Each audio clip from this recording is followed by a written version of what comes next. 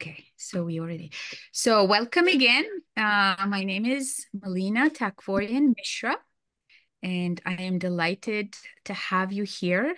We are celebrating Vaidya Mishra's birthday, and we will be doing so by sharing beautiful, divine, Ayurvedic, eternal knowledge with none other than Dr. Marianne Teitelbaum, who is long-standing student of Ayurveda, as well as a colleague of Vaidya Mishra, and she is continuing the legacy by through her expertise and her teachings.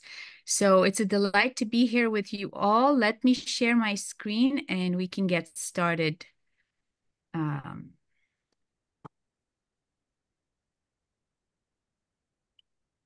right.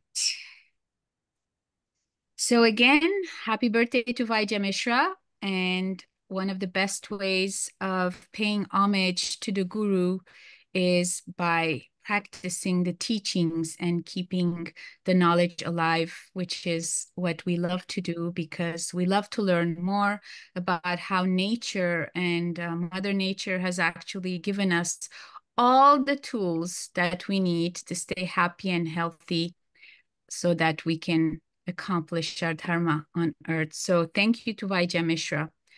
For those of you who do not know who Vaidya Mishra was, he was from an ancient lineage of Ayurvedic healers and doctors.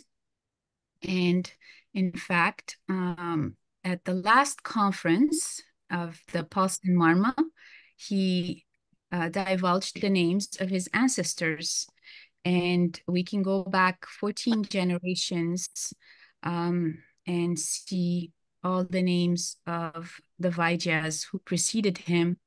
And most importantly, who transmitted the knowledge, because India was so open to foreigners coming in and changing things, and sometimes, not in a good way.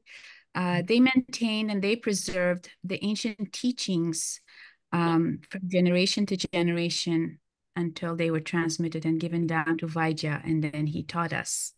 So we celebrate Vaidya Mishra as well as all the ancestors who preceded him. Just a quick sec, I think. So, Maxine, can you please check the new people who are joining in? But not only does his lineage go back to 14 generations, but in the Bhavishya Puran and the Skanda Puran as well, Purans are very ancient texts of the Vedic tradition. They talk about how Lord Krishna, whose son had been cursed, he was a mischievous gentleman, and he was cursed by some Brahmins. And he had leprosy, and none of the healers could cure him. And Lord Krishna heard of special Brahmins called the Magga Brahmins who lived in the Shaka island. Back then, the national boundaries were not as we know them. And he went and they were able to cure his son. And he was so pleased, he invited them to come to India and to stay in India, and they came to India, and these were the ancestors of Vaidya Mishra. They built temples and they did special rituals to Surya Devata, the sun, which is the primary Devata for skin conditions. So that was one of their expertise. So of all the gifts and the blessings that Vaidya has given us in these difficult times, we call it the Kali Yuga. It's an age of confusion and loss. There is one thing that is truly timeless and priceless. It's the knowledge of Ayurveda. Ayurveda, we are very fortunate to have growing really at great leaps and with great leaps and bounds here in the West. However, sometimes because we are following just the texts and the spirit of the letter cannot be obtained from print and the text, you need a guru who will actually explain to you how it works and to connect the dots. And that's what Vaidya did. He gave us that understanding of life and of being in communion with the powers of nature. And he emphasized the flow of prana. And prana is not just the breath of life as we tend to understand it, it's so much more than that.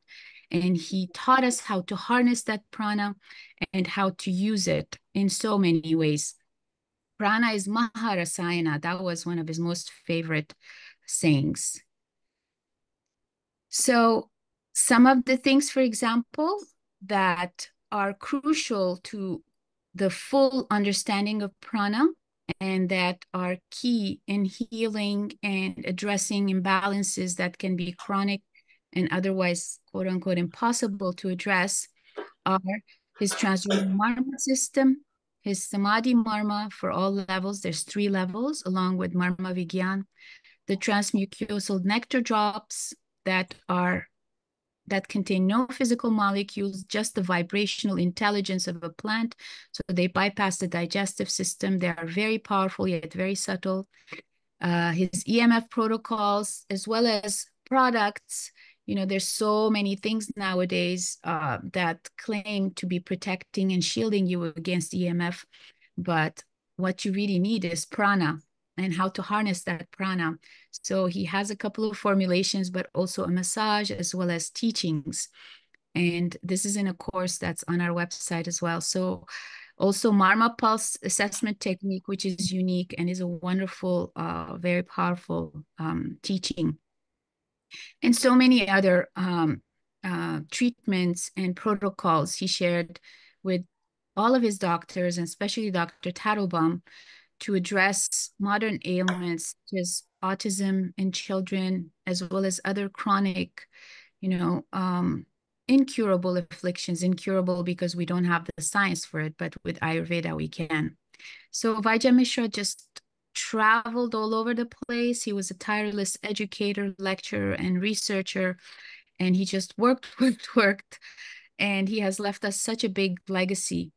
And we are so happy that, we have this great gift in our lives. So we have, even though he's no longer with us, we are so devoted and we take it seriously to continue his legacy and to keep putting his knowledge out there for everybody. We have 2 websites, chandika.com, who carries all of his formulations, and then svayurveda.com, where we have his weekly newsletters from more than 15 years ago, as well as all other information about the knowledge. And I'm very happy to announce on the occasion of his birthday, it's a very big thing, but we are in the process of digitizing his entire library of talks and courses and anything that he recorded.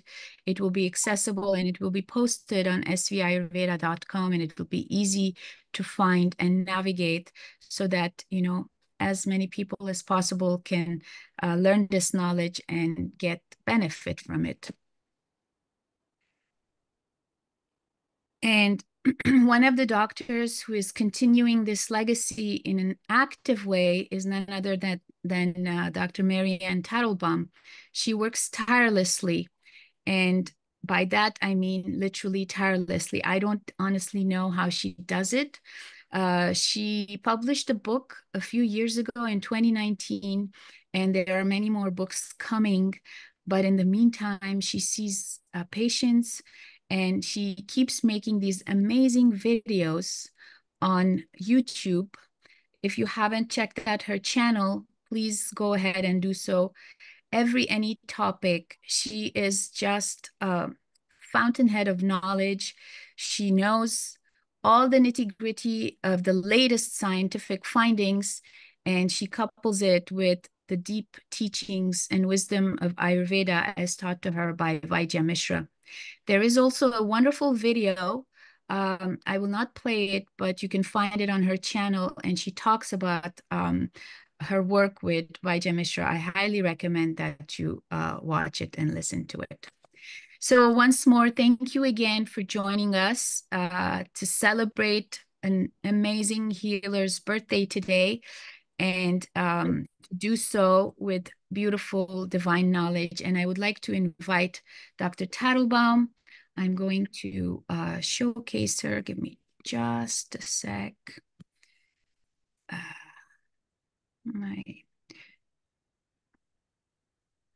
Sorry.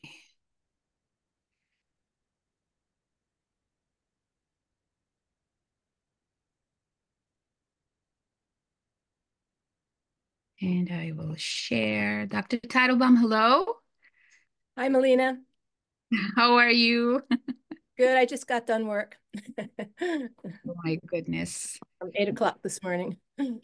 You look as fresh as if it was the beginning of the morning. Oh, thanks. Okay.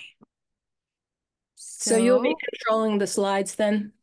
Yes, just let me know. Can everybody see this? Yes. Wonderful. Yes. Yes. Excellent. Okay, let's go ahead then. Okay, so we'll get started in just a minute. But I did want to say happy birthday to Vaidya. We're always sad that he's not here physically, but I think I talked to you about this once, Melina, that we actually think he can help us more where he is now, right? From the other side, because we get some divine messages from him from time to time and inspirations. So I think he knew he had to leave this physical world of Kali Yuga, which is so difficult. And he thought he could do greater work on the other side, which he is continuing to do. And we're just the channels for whatever it is he wants to tell us to do. And I remember when I started studying with him, I was so excited because I knew what a great Vaidya he was. And when he first came, he sat with me and he said, I brought all these herbs here. I know 700 herbs because he's a great formulator of herbs. That's why he was sent to America. And he laid them all out on the counter and he started taking our patients' pulses.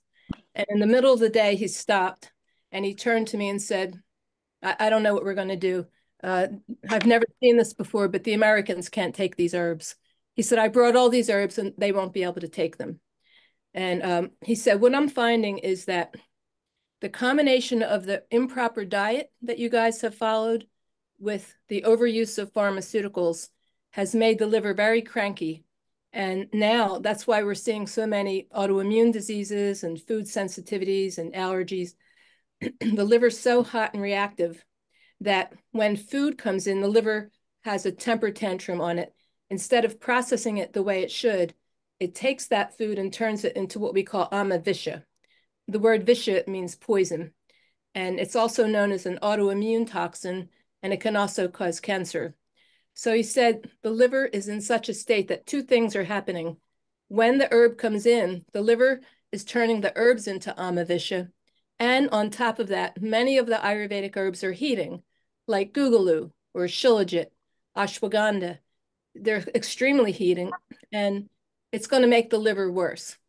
So if we put a person on them, they're going to get rashes, digestive problems. So he said, I have to figure out how to get the herbs in people and try to avoid the actual crude herb. Strip away the crude herb and just leave behind the energy or the intelligence of that herb, the prana. And so it has the intelligence of what the herb does without involving the liver at all. And that's why he developed the herbal memory nectar drops, the glyceride drops. There's no herb in there.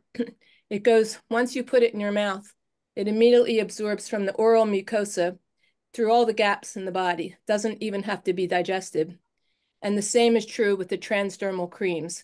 By rubbing it on the skin, it goes directly in and it gets absorbed immediately and it's bypassing digestion.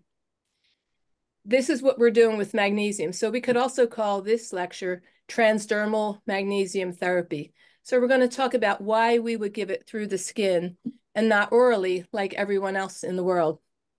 And I also remember when he was researching his magnesium products. I was researching at the same time. I read a couple books on magnesium, and they stated it has to be magnesium chloride. It has to be magnesium chloride. And I thought, oh, he just came here from India, this little village. He knows all the Ayurvedic herbs. How's he going to know about magnesium chloride? So I better call him up and let him know that. So I called him and I said, Vaidya, what kind of magnesium are you using to make your supplements? He goes, oh, of course, magnesium chloride. The point I'm making is that whenever I doubted him, he would say things, and I thought, I don't know if that's true. It was always true. And whenever I thought, well, he's just from this ancient tradition, and they're not up to snuff like we are here in America, where we have all this research. The opposite turned out to be true. He was way ahead of what everyone was saying. And as time goes on, we're proving. So exactly what he said. So let's look at magnesium and see why he thought we should take it through the skin. And now all the research shows that it is better taken through the skin. So let's take a look at magnesium. I think by the end of the lecture, you're going to realize how important magnesium is, probably one of the most important nutrients. And if for many of you who are on my patients, you know that whenever I have a patient who comes here and they're taking lots of synthetic vitamins and nutraceuticals, the first thing I do is take them off that, because those are the toxic versions of the real thing. But magnesium is something that everyone needs. But we want to make sure it has that intelligence of prana. That means it grew outside, had the sun and light, sunlight and the moonlight hitting it. That's what prana is, the combination of the sunlight and the moonlight. That those vibrations give intelligence to the supplements that we're taking. So whatever it is we take, we want it to have been under the sunlight and the moonlight, not synthetically made in a lab where it's devoid of the prana. Because if you think about it, every cell in your body is very intelligent. And at any point in time, there's hundreds of reactions going on in the cells, so much so that if you had to study it all in medical school, it would take too many years. And even then, we still don't know all the things that are happening within our cells. But the intelligence to do this is coming from prana. So that's why it's important that whatever we're taking into our bodies has that prana. That's why with the food, we don't want to kill the prana in the food by freezing it, microwaving it, processing it, having it left over. So that's why we're getting away from these synthetic pharmaceuticals. They're made in a lab. There's no prana. And as a result, they're toxic to the liver and kidneys. See, and they have side effects. So let's take a look. Why do we need magnesium? The truth is just about every one of us is deficient in it. As we go through the lecture, you'll see why. There's 300 enzyme reactions in the body that rely on magnesium, which means just about every little thing you do, every reaction, it's based on magnesium. We don't have time to talk about all those hundreds, but we'll hit on some of the important ones today. And most magnesium supplements aren't effective. They're made from the wrong form of magnesium, which we'll talk about.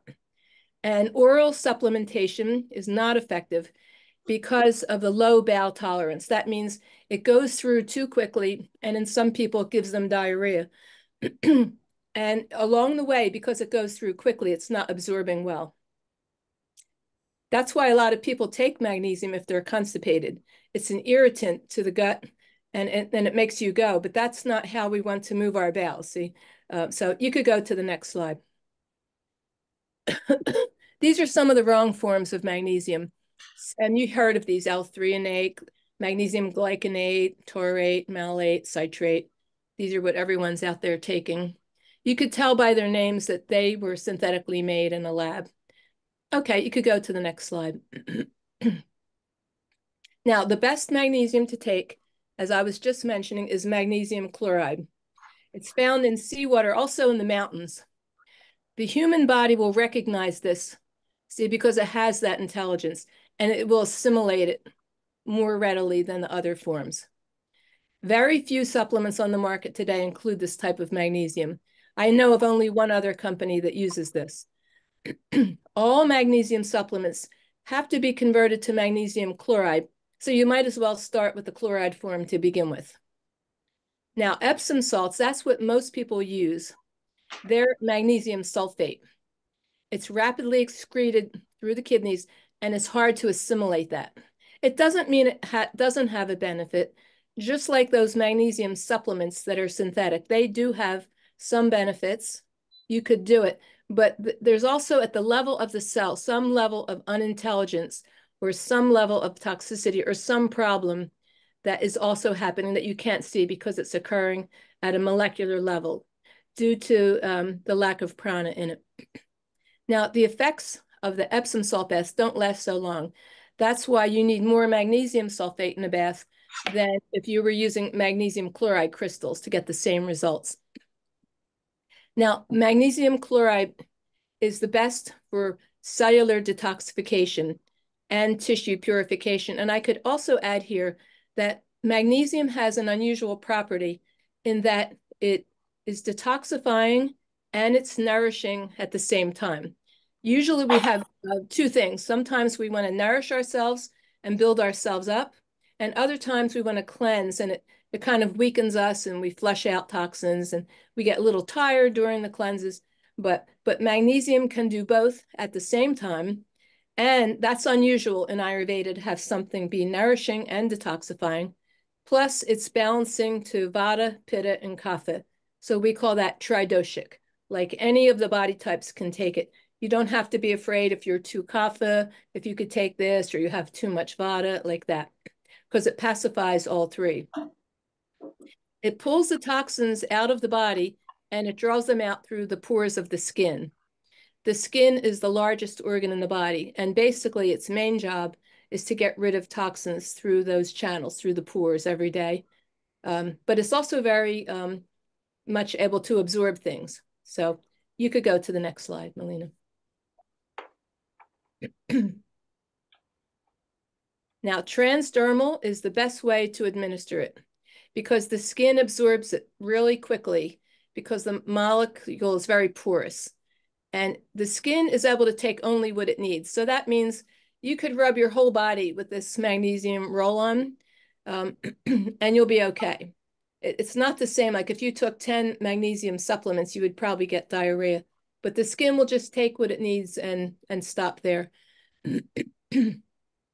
And the way it works is that the fatty tissues of the skin help it to absorb. And that's why we give it better through the skin than orally.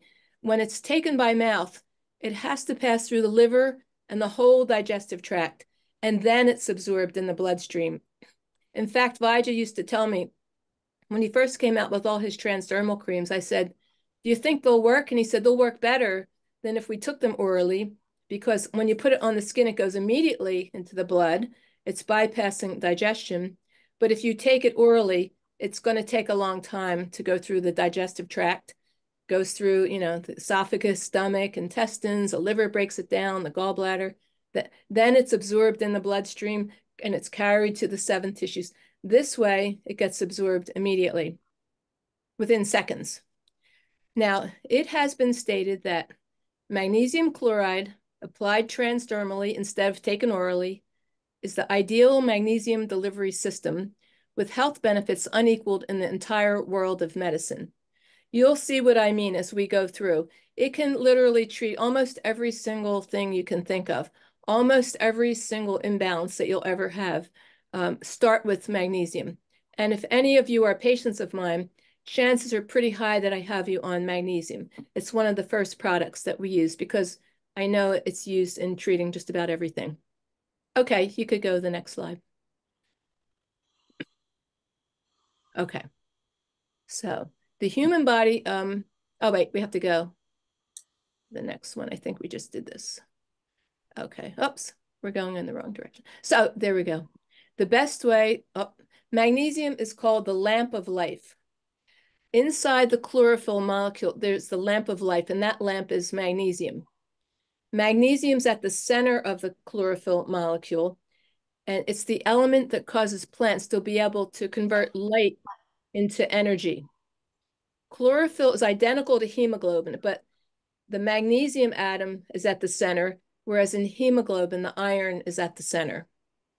That's why magnesium is considered the whole foundation or the whole basis of life and the food chain, because magnesium is said to be the source of life because it's at the heart of chlorophyll and the process of photosynthesis.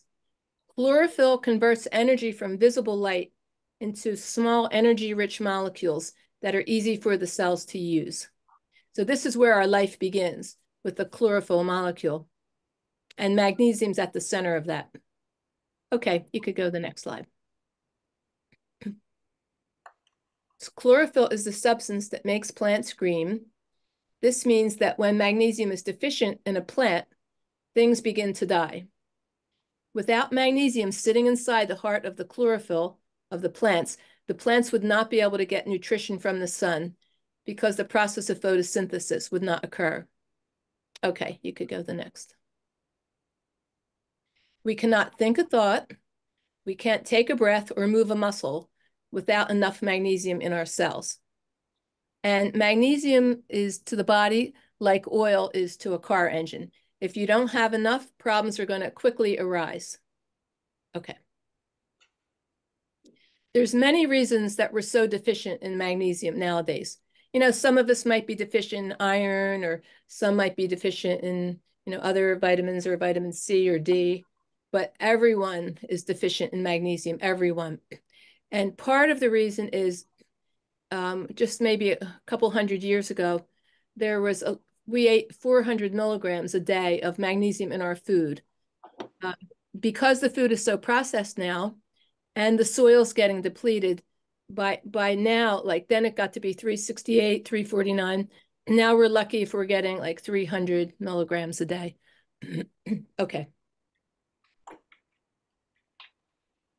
Now, there's other reasons why we're all deficient in magnesium. If you eat 1 molecule of white sugar, it needs 18 molecules of magnesium to metabolize it.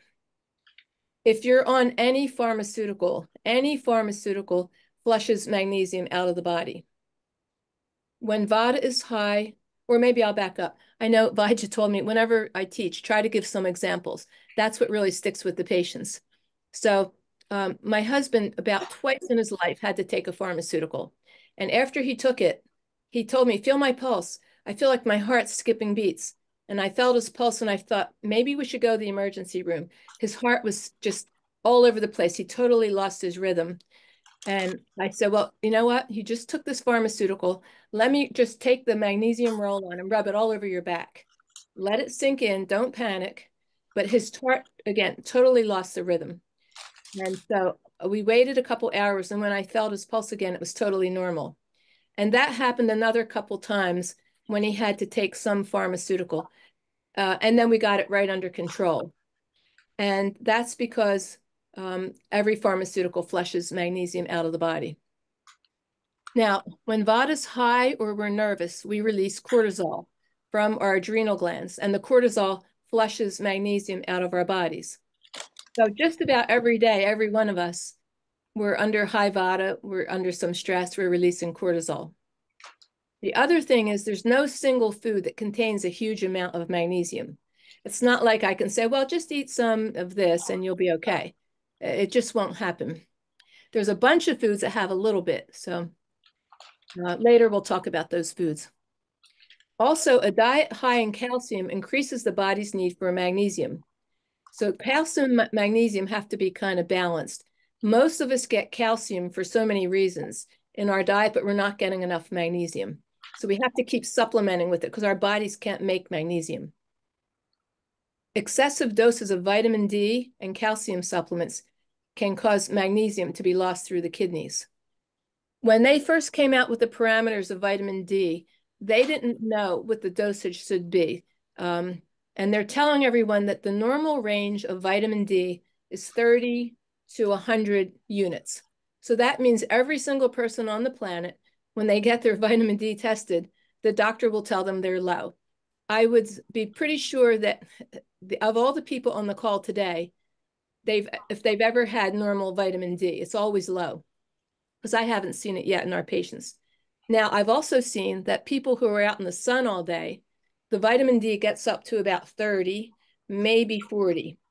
So the fact that they're saying, no, you got to get to be 60, 80, I'm not buying it because I don't think that occurs naturally if you're in the sun all day, because I haven't seen it in workers who are working under the sun all day in sunny environments in the summer.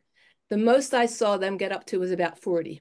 So what I'm thinking is that in their minds, they think 30 to 100 is normal. And when we go against nature, we usually get in trouble. So here it's saying, if you take too much vitamin D, if you're constantly striving to get it up to 40, 50, 60, which is what the doctors want, then you're going to lose a lot of magnesium in the kidneys. There has to be a ramification for going against nature like that. Also, alcohol drives down magnesium levels. Even heavy exercise flushes magnesium out of the body. And magnesium absorption decreases with age. By about the age of 70, it becomes 2/3 of what it was at age 30. See, when my husband was younger, he never had that irregular heartbeat. Now that he's in his 70s, every little pharmacy, everything he does, it goes low. So I have to keep rubbing the magnesium on his back and pull him out of those arrhythmias all the time. So, but at least we know what to do, thank God. Otherwise, he would wind up on all these beta blockers and things if doctors got their hands on him. Processing food depletes magnesium content in the food by 85%. That's a lot. Like there's hardly left in any of these processed foods that we eat. Okay, you could go to the next slide. But what does it do in our bodies? So at this point, I was looking, it does so much that I had to just pick and choose some because the lecture would have gone on for about 6 more hours. So I just chose some here that are more important. So in our body, we have 2 types of muscles. Skeletal muscles move our bones. Now, low magnesium can cause cramps in the skeletal muscles. We've all had that, like Charlie horses, muscle tension, muscle soreness, backaches, neck pain, tension headaches, pain in the jaw. And it makes you sigh a lot. You ever, like, just you have to keep sighing when it becomes depleted. It also has a calming effect on the nervous system. If you put a lot of magnesium on, or if you do like a magnesium bath, when you come out, you'll feel really calm and like you could sleep through the night. And calcium causes muscle contractions. Magnesium relaxes the muscles. This is why we see irregular rhythms in the heart, which we'll talk about. So you need calcium coming in, make the heart contract, and magnesium relaxes. So if one's deficient, you'll get arrhythmias. Now, there's effects on the smooth muscles. These are different. These are lining like the arteries. This is important. They're lining. There's muscles inside the arteries that pump the blood through. They have a lot of magnesium in them. The heart muscle, all the smooth muscle that lines the GI tract. So if they're lacking in magnesium, you could become constipated, have urinary spasms, menstrual cramps. That's why with the girls who have menstrual cramps, we tell them, rub the magnesium on your lower abdomen, your lower spine several times a day when you have the cramps. Difficulty swallowing or a lump in the throat because it's tightening up the muscles, and the whole GI tract, the esophagus, is all muscles, and they tend to spasm if the magnesium goes low. Okay. If you're deficient in magnesium, you could have insomnia, you could be anxious, hyperactive, restless, constant moving, panic attacks. And you know what happens with panic attacks? You're under some stress, you release cortisol, it flushes the magnesium out. Now you get more nervous, you release more cortisol, more magnesium comes out, and then you get caught up in this vicious cycle until you have a panic attack. So one of the first steps is we use ashwagandha. It helps to prevent too much release of cortisol from the adrenals. Of course, we use it transdermally. Orally, it's a very nasty herb. The liver hates it. It's tamasic. It heats the liver. It's a nightshade. It has all these negatives, but it's the most widely used herb in Ayurveda, which is why we always use it transdermally. So it doesn't heat the liver and cause all those side effects. But we need the ashwagandha to prevent the release of cortisol. Then we give the magnesium, and then it breaks the panic attack. Also, agoraphobia, all kinds of phobias, PMS. If you're hypersensitive to sounds or you get angry. And it also helps muscle spasms and eye twitches. again, we'll go to another little case history. I had a patient come in once. She had such bad eye twitches. Her whole face was constantly convulsing. She had been to so many doctors, and they didn't know what to do for her because you can't keep drugging someone. It would help, and then it would come back and help. But she couldn't even give me her case history because her eyes kept shutting and twitching. Her mouth was twitching. So I put her on magnesium and a few other things to calm her brain, and it pulled her out of it. She stopped. And now it's been about 15 years later. But that was the worst case of eye twitches I've ever seen, where the whole face was contracting like that. So magnesium is very powerful. Okay, you could go to the next one. Now, the effects on our bones. Now, calcium makes the bones brittle, but magnesium makes them flexible. Kind of like if you had a bone and it was just calcium, if you dropped it, it would shatter. But the magnesium makes it more flexible. So this is important to know when it comes to the arteries. We're going to talk about that in a minute. So that's what magnesium does. Like a chicken bone, you try to break it. It's not so brittle like a piece of chalk. You have to bend it for a little bit. It's a little flexible, and then it breaks. So magnesium also helps build bones and make proteins. Whenever someone comes to me with osteopenia or osteoporosis, right away, they think, oh, I need calcium, calcium. But we can't forget magnesium and then other things too. So, but without adequate magnesium, calcium can't get into the bones, see? So, okay, you could go to the next slide. Now, magnesium controls nerve conduction. What that means is when you have a nerve, there's a little synaptic gap, it's called. There's like a little gap in the body, and then there's another nerve. So there's the nerves are conducting electricity, so it has to jump across the gap and continue conducting the electricity. So magnesium controls that.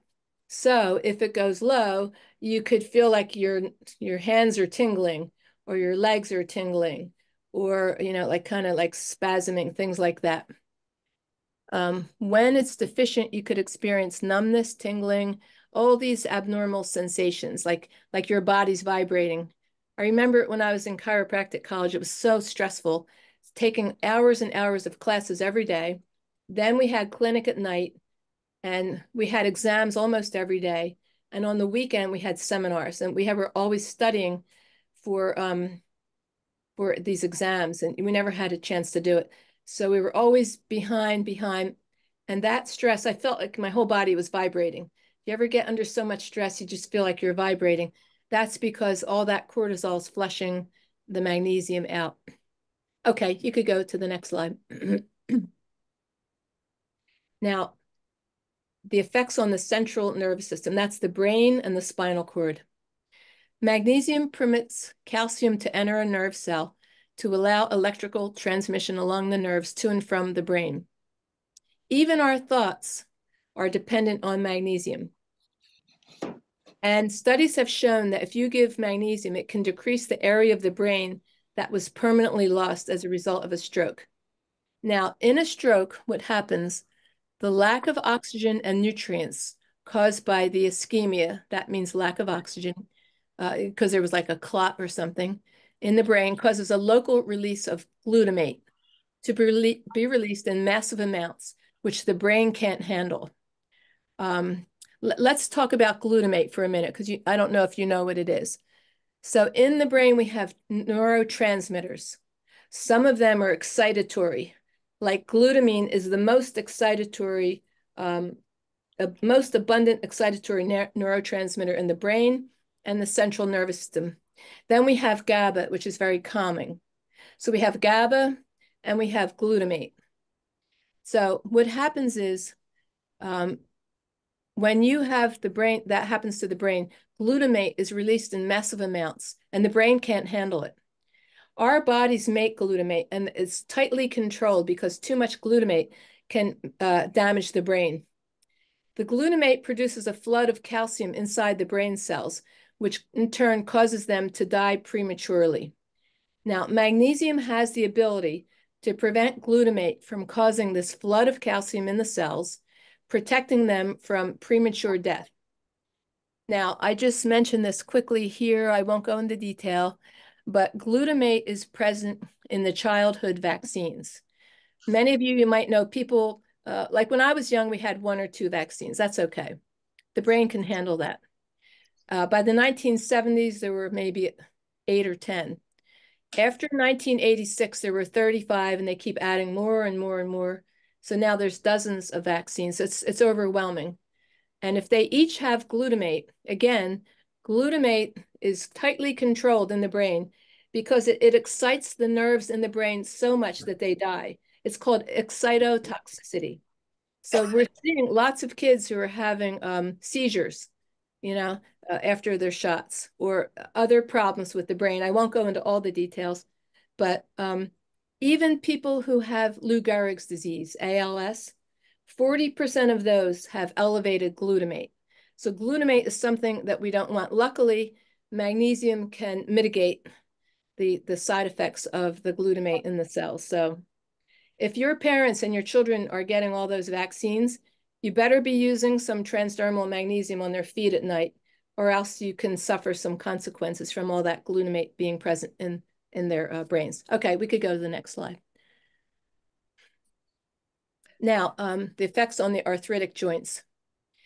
If you rub magnesium in a joint, you can sometimes almost get instant relief from pain.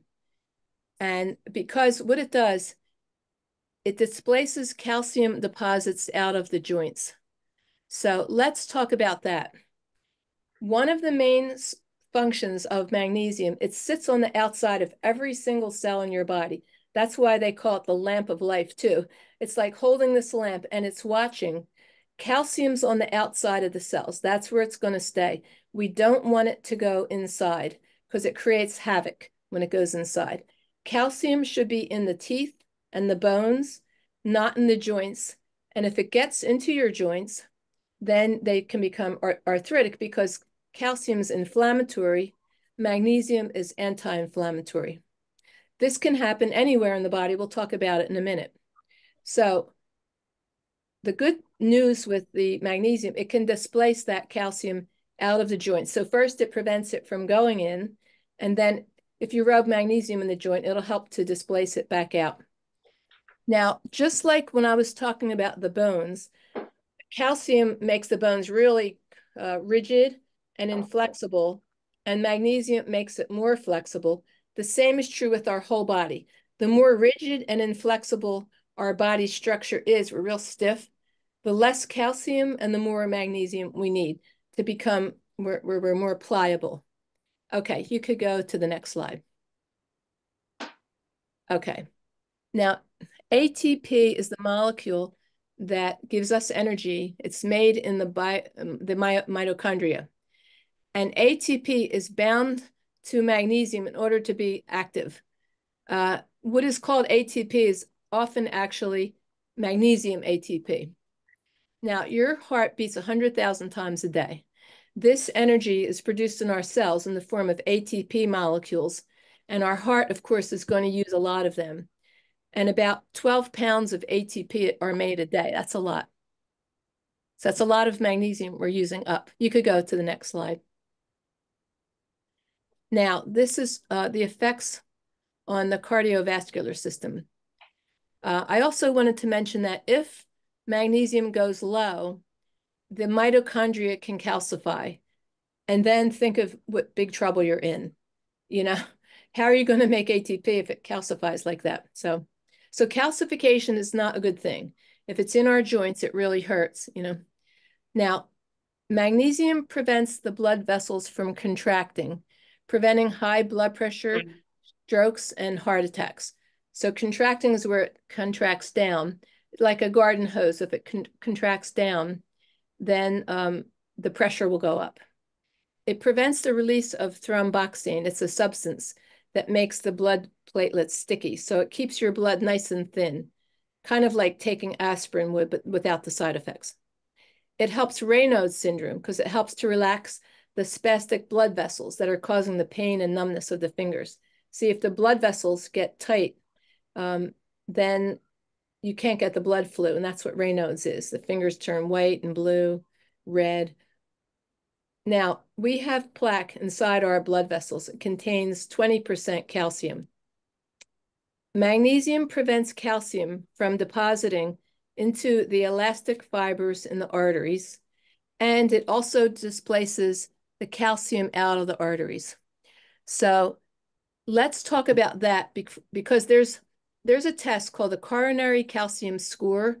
It's like a CAT scan of your arteries. This is the best tool for measuring and tracking heart disease risk. It's way better than testing cholesterol. So let's just talk about this for a minute because doctors also have this incorrect. Since we were born, we've been told that we always have to have our cholesterol checked because doctors believe that it clogs our arteries. So it's actually too superficial an idea that they're presenting. What's really true is there are some forms of cholesterol, like red meats and hard aged cheeses that can clog our arteries. But then there's some forms of cholesterol, like ghee.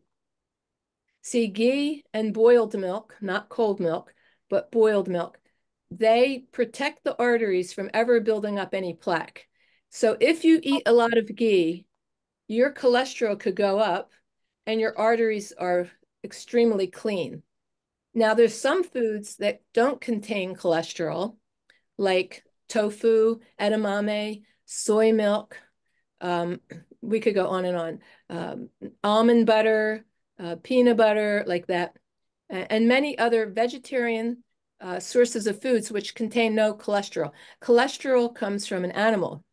So eating these foods could also give you a heart attack. Like 3 of my patients who were vegans, they never had any cholesterol in their diet for 30 years. They were skinny, their cholesterol was so low, and all 3 of them dropped dead of heart attacks in their very early 40s. They were very young men because they clogged their arteries with all the channel clogging foods, eating a lot of peanut butter because they missed the meats and like brown rice and tofu. And then I have patients that, like myself, where my cholesterol is real high because I don't eat ghee. I pour it on my food. And my cholesterol is so high. And my arteries, when they tested them at University of Penn, said, wow, like, what are you doing? Like, we have to stop here. And we just want to ask you, we don't see arteries as clean very often. What are you doing? I said, well, I keep my cholesterol as high as I can. I eat a lot, so what they're looking at is the wrong thing. So what really is happening are you could eat these channel clogging foods and have heart attacks. It's independent of what the cholesterol is. The other thing is if you take unintelligent calcium, in the same way that the magnesium is unintelligent, magnesium orotate and whatever they are, glycinate, that's unintelligent. It didn't grow outside. It didn't come from the ocean or the mountains. There's no prana on it. If you take unintelligent calcium, which most of my patients do, and I have to abruptly take them off of it when I see them, then that calcium can get into the walls of your arteries and stick in there. So let's say a couple of things could happen. You could be eating channel clogging foods like lots of almond butter and tofu. And because that's heavy food, it gets stuck in the arteries. Calcium comes and deposits on top. That's why they can do a test to see your calcium score, like how much calcium is stuck in the lining of your arteries. That's what tells you how clogged you are. So that we have ways of pulling that calcium out, but unintelligent calcium can do that. See, the ancient doctors, here's how smart they were. They said that the calcium has to be alive, so we get it from the ocean. We get pearls, we get shells, red coral, white coral. But then they said, well, wait a minute, the calcium molecule is big. It won't just absorb in your bones. That's where you really want it to go, and your teeth, because it'll just get stuck in your arteries. So you have to repeatedly burn it into an ash for a few months. And each time they burn it and incinerate it, the molecule becomes smaller and smaller until it becomes what's called a nanoparticle. Now it becomes so small, it will absorb in the bones. And that's the kind of calcium that we're using in Ayurveda. It's intelligent and it's a nanoparticle. Most people are taking the synthetic calcium that they're finding in the health food stores, And guess what? The molecule's so big, it gets stuck in their arteries and it creates hardening of the arteries. Now, in your arteries, you have 3 layers. In the middle layer, it's a layer of muscles, but also elastic fibers, just like a rubber band. Nature made it like that so that when the heart beats, the arteries give like a rubber band. The problem is magnesium is in the elastic and in the muscles.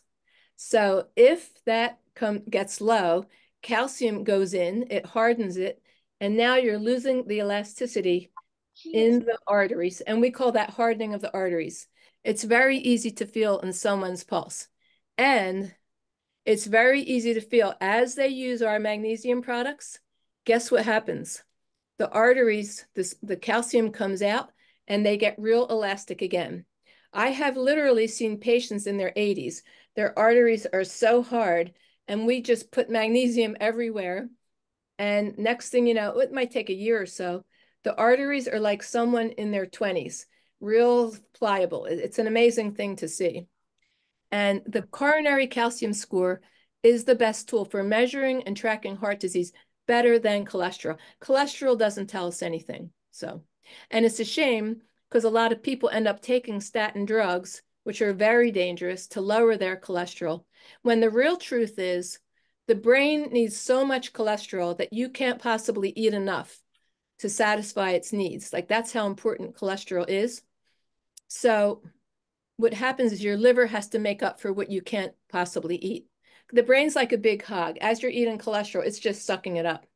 That's why we're not real fond when we take on a vegan patient, we see them going down the tubes. There's no cholesterol in the diet and their brain can suffer. But at any rate, so we give the opposite. Like, we give magnesium, we have them eat foods that have cholesterol so that the brain can be well nourished. We even snort oil up the nose to lubricate the brain and rub oil in the scalp and whole body. So we're very much into lubricating and keeping the brain bathed in fats.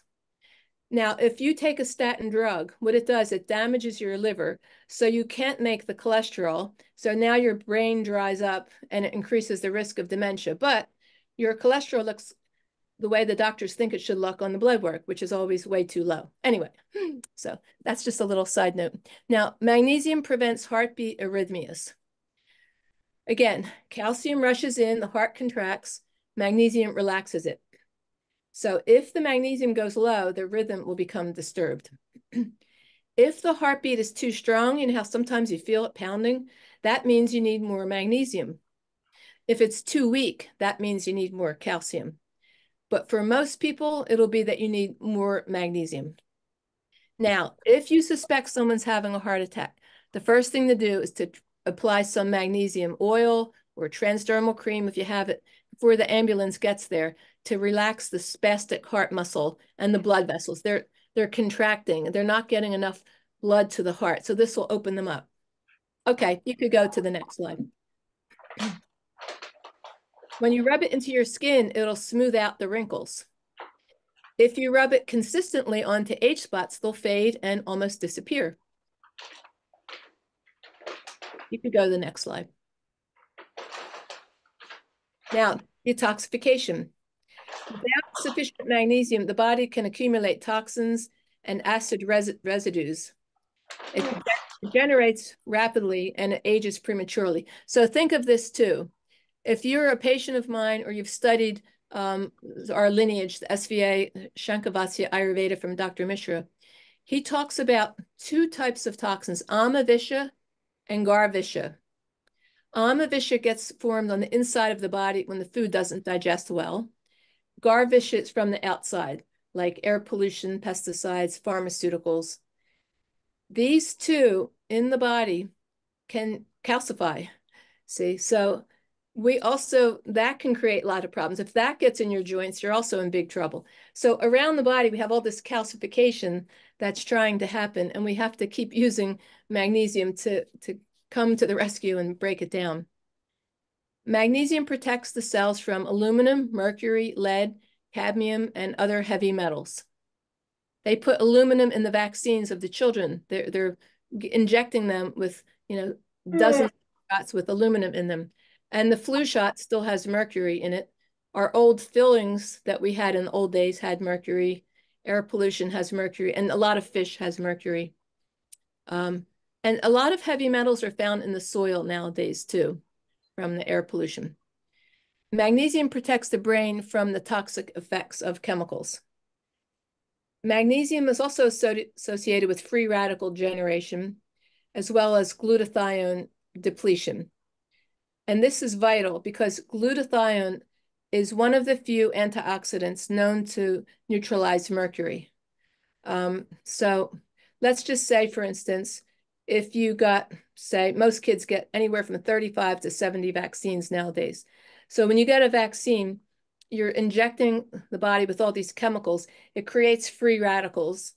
And so the body's antioxidant system, the main one, it's called the master antioxidant, quenches the free radicals that are now being formed in the body from all the chemicals you just injected. There's formaldehyde in there, heavy metals, the glutamate, and many other chemicals.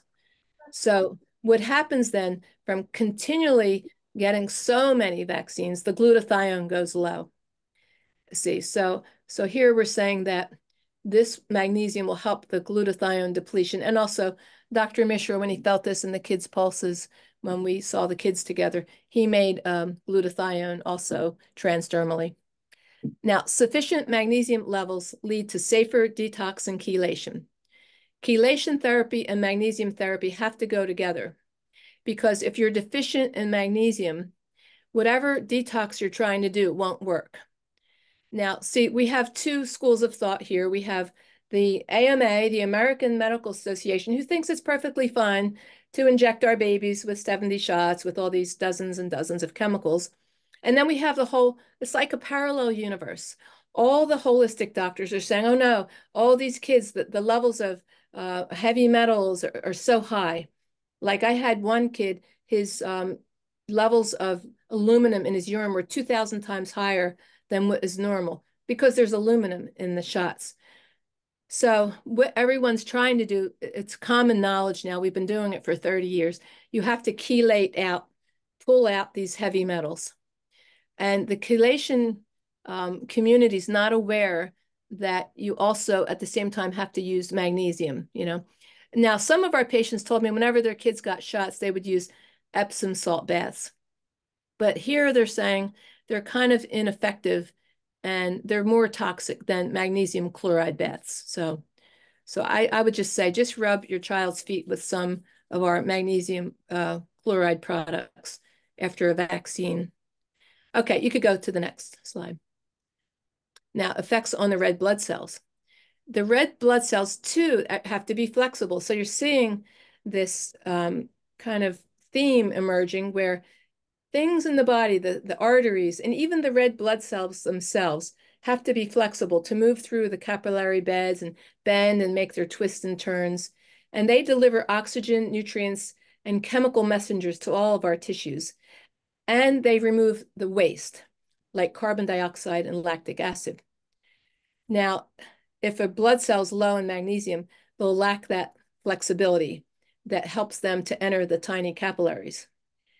And it stabilizes the cell membranes, even at the blood-brain barrier too.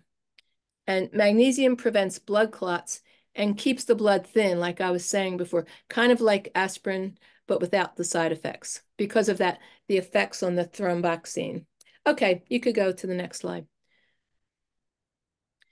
Now, also effects on the lungs. It's very good for asthma because it's a bronchodilator. It opens up the little bronchial tubes. It helps during asthma attacks because it relaxes the airway spasms. Okay, you could go to the next one. A lot of patients now are coming in, they're saying they have too much histamine. So they have to actively avoid foods that have histamine. And so we're seeing that. It's like almost like at epidemic levels now. Laboratory animals that are severely deficient in magnesium had much higher blood levels of histamine when exposed to substances that trigger allergies. Like we're all exposed to some allergen and we release a little histamine, but in these people, it's too much. They get hives. Hives are like histamine coming out through the skin. A magnesium deficiency causes the release of substances that can act on immune cells, the mast cells. The mast cells are what make the histamine, and it makes them hyperactive. If you get low in magnesium, those cells are going to be so hyper, and they're going to keep producing more histamine. So anyone who says, I have a histamine, intolerance, sensitivity, there's several things you have to look at. We look at magnesium, but these mast cells are also made in the bone marrow. And we're seeing the effects of lots of pharmaceuticals have the chemicals go in the bone marrow and they disturb. That's where the mast cells are born. And so now they're making a lot of histamine. So we also have to clean the bone marrow, which I won't get into all that now, but I didn't want you to think that magnesium alone would stop the histamine sensitivity. Okay, you could go to the next slide. So to sum it up, like water, we need magnesium every day. The magnesium to calcium ratio could be anywhere from 1 part magnesium, 1 part calcium to 2 parts calcium, 1 part magnesium. Every known illness is associated with a magnesium deficiency. Half of the total magnesium in the body is present in the soft tissue. The other half is in the bones. So again, the soft tissues like your muscles, skeletal muscles, smooth muscles, your arteries, all those tissues, and then the other half's in your bones. Magnesium is the most critical mineral required for the electrical stability of every cells in the body. So anyone says, I have tingling and I have like little tics and tremors and things like that, then you have to start with magnesium. Now, this is also very interesting. Crush a calcium pill in a glass of water. When you add magnesium, the remaining calcium dissolves. The same thing happens in your bloodstream, your heart, your brain, your kidneys, and all the tissues in your body. If the magnesium goes low, calcium enters right away. It takes advantage, and it starts wreaking havoc everywhere, hardening the arteries, getting in your brain, your kidneys, making kidney stones. If you don't have enough magnesium to keep the calcium dissolved, you might end up with calcium excess muscle spasms, fibromyalgia, hardening of the arteries, dental cavities, and kidney stones if there's too much calcium in the kidneys and not enough magnesium to dissolve it. So magnesium is the antidote to calcium. When there's not enough magnesium, the calcium runs wild all around your body, contracting the arteries, making the blood pressure go up, making the body more rigid and stiff. If you don't have enough magnesium, the vitamins C and E, the 2 great antioxidants that you consume, they can't be used. And magnesium deficiencies feed the fires of inflammation and pain. When you soak in a magnesium bath and you come out, a lot of the aches and pains have gone away. We cannot assess magnesium levels through blood work. A lot of patients tell me, oh no, my magnesium looks fine on my blood work, because less than 1% of our body's total magnesium can be measured in the blood. The rest is found in the cells and tissues of the body. Plus, the body always makes sure that the blood levels are normal, that they're maintained within normal limits, because if that level falls, you could suffer a heart attack. So every time you check the blood, it'll say, no, it's good, because they're stealing it from all different parts of the body. See, so just because it's normal in blood work doesn't mean anything. One thing I can guarantee you with is that you're deficient in magnesium. Okay, we could go to the next slide.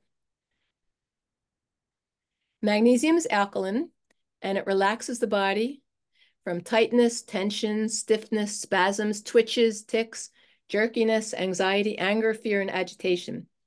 And acid substances do the opposite. They tighten. Alkaline substances relax. So a healthy cell has high magnesium and low calcium. The higher the calcium level and the lower the magnesium level in the extracellular fluid, the harder it is for cells to pump the calcium out. The result is that with low magnesium levels, the mitochondria gradually calcifies and energy production decreases. Mitochondria are what produce most of the energy in our bodies. And up to 30% of the energy of the cells is used to pump calcium out of the cells. Constantly keep getting it out. And biochemical age is determined by the ratio of magnesium to calcium within our cells. So again, magnesium sits on the outside of every cell, preventing calcium from entering. Magnesium at a concentration thousands of times greater than that of calcium in the cells allows only a certain amount of calcium to enter the cells, which could disrupt our cells' functions. See, it's taking care of us. It's saying, okay, just a little bit can come in, push it away, keep pushing it away. Okay, you could go to the next slide. So some foods are rich in magnesium. Okay, let's see what they are. But we have to take a look here. Now let's take a look at spinach. If you eat it raw, spinach has oxalates in it, which can pull the calcium out of your bones. So it has to be cooked. So on my YouTube channel, I have a video called Ditch the Green Smoothies. A lot of people are juicing kale and spinach, and they have those oxalates that pull the calcium out. So you don't want, but it has to be cooked. Hemp seeds. All right, so hemp seeds, pumpkin seeds, butternut squash, they might have some magnesium, but these are channel clogging, so we don't recommend them. So when you see these lists, just go with what you know is healthy according to what I've told you. Now, flax seeds, this is another funny story. When Dr. Mishra was in India, the people there were very poor at that time. And so if you grow flax seeds, they grow quickly and they're real cheap. So people were eating them, eating a lot of flax seeds, and they are so dangerously hot that they were affecting the liver and spleen. So he and his father had to jump through hoops to try to save these people that were eating so many flax seeds because they just couldn't afford, the healthy food. Then he comes to America and he can't believe that people think of flax seeds as a health food because here we just look at the nutritional value and we see it has omega-3s. So everybody eats flax seeds. And he just couldn't believe that we were doing that. So whenever he took on a patient and he saw they were eating flax seeds, he would tell them not to do that. Okay, you could go to the next slide. I think there's other foods. These are the transdermal formulations by Vaidya Mishra. I added the other foods on the side of the screen. Okay. So yeah, same with pumpkin seeds. They're channel clogging. So is cocoa. I wouldn't get magnesium from there. The almonds, you have to soak them overnight. Peel the skin. The skin isn't good for you. It gives you leaky gut. Almost every patient I've seen in the last 40 years presents with leaky gut. So you don't want the skin of the almonds. Bananas are channel clogging. So don't have those. Don't have too many black beans, lima beans. The larger beans are a little heavy, can clog the channels. But the other foods are okay, but not the hemp seeds or the chia seeds. So again, if you're patients of mine, you'll know when you see these lists what foods to avoid like that. Okay, so Vaidya Mishra makes a lot of different transdermal formulations, creams, roll-ons, abhyanga oils. And here's a picture of some of them. Some have ashwagandha right in them. Some have ashoka if you're undergoing some grief. If you're pitta in the summer, pitta magnesium oil or vata oil. If you're working hard, going to bed late. The turmeric and magnesium oil, that's not just turmeric. That's called tree turmeric. It's Daruhridra. It's an antihistamine herb, and we give that oil for people who have skin conditions. And then there's the plain magnesium oil. And the difference between the magnesium roll-on and the cream, you could use either one. The cream stays on the skin longer, so it has a sustained release, whereas the roll-on absorbs quicker. So it depends. I like the roll-on myself better because I don't like to feel so greasy through the day and it dries quickly, whereas the cream keeps you kind of greasy. So, but they're all wonderful products, all with magnesium chloride. Sorry, I think there was one more. Let's see what happened here. I think that's it. I had one more, but it didn't come up. I had put an image of all the bath pouches that we have that also have magnesium flakes in them, but somehow it's not coming up. I can see if I share it, Okay. but I wanted to just quickly mention at the end, so also on the occasion of this Vaidya Mishra's birthday, as I mentioned, we are in the process now of digitizing his entire library. And we're going to be posting Dr. Teitelbaum's workshop from today on our website, dsvayurveda.com/courses section. And you'll be able to find a lot of Dr. Mishra's courses as well as Dr. Teitelbaum's over there as well. So I think now we will open our the floor for questions. I think there's a few in the chat. Yes, Melina, I've got 4 in the chat, so I'll just read them out. Please, The yes. first one, Dr. Teitelbaum, from Robin, is what if after magnesium oil or transdermal use, it seems to energize and feel hyperactivity in the nervous system? What's happening? That's unusual. It might be, there might be a reason why that's happening. Usually it creates calmness. So if that happens to you, either use less or maybe don't use it at all. But Okay. it would be the reverse of what we would think would happen. So that would be more investigation regardless. Yeah, you'd have to see why that's happening. Usually you would feel calm when you take magnesium. Okay, another question from Lynn regarding AFib with lower than typical heart rate. In addition to magnesium, is it possible that calcium is lacking to help regulate the heart rate? Yeah, both are needed. Yeah. Okay. Another question is, oh yeah, you've already answered that one. Sophia asks, repeat in what case is related to heartbeat to use calcium and magnesium. So Well, yeah. I would make sure you're getting some calcium in your diet. So you have to take each person individually, see if they're able to tolerate milk. If you are, and you take it correctly and you get the good milk and you're digesting it well, then you probably just need more magnesium. But if you're not having any milk, then you probably need a calcium supplement and magnesium. Okay. And then Claude asks, when you have cataracts, is the cloudiness of the eye lens due to calcium accumulation? And if so, is there any way to apply transdermal magnesium so that it can go to the eye lens and dissolve the excess calcium or calcification there to restore perfect eye lens functioning? It is partly calcium, so you can do that, but don't put it on the eyelids because magnesium burns a little. You won't feel it burn so much on your skin, but if you put it on the delicate skin here, you might feel it burn. But you could probably put it like on the eyebrows. These are the marma points for the eyes, and maybe the forehead and the temples, and then just other areas in the body, and that'll absorb everywhere, even if you're putting on your spine. The other thing we see with cataracts, it's protein deposits too, kind of like Amavisha and Garvisha depositing. So there's other ways to help break that down besides magnesium. Okay, thank you. And I see now that Julie has her hand raised. Hi, Dr. Teitelbaum. So I have a couple questions. So one, I'm on Armour Thyroid, and since that's a prescription, does that deplete the magnesium? Probably. Yeah, okay.